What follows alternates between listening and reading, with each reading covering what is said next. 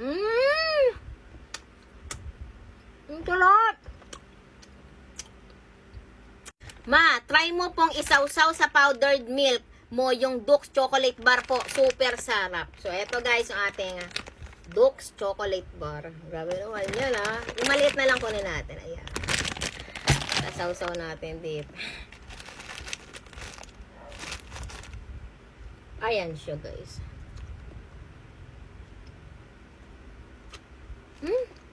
Ang sarap nga!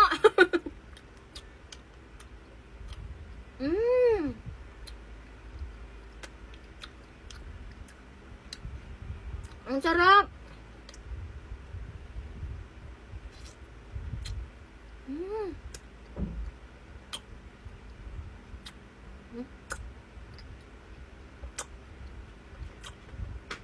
Masarap nga guys.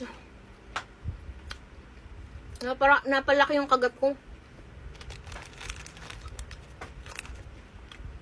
Baka naman ako magka-diabetes na ito.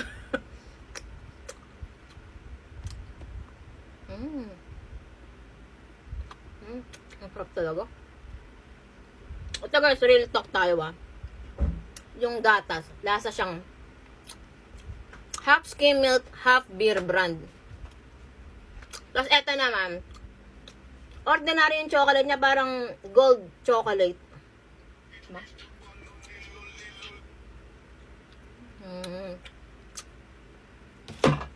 Sarap. Guys, ito po ay may 50 pesos nito, 200 grams. Madami na yun. Tapos yung 120 pesos, 500 grams na madami. Ito naman guys, 100 pesos, 500 grams. Ang laki, ganito kalaki. Tapos 100 pesos lang. Ginagamit to mostly usually sa pagbe-bake ng cake. Ginagamit na toppings, ayan, chocolate, ganache. Sarap, check out na. Pwede rin i-ano sa ano doon. At mga ganyan.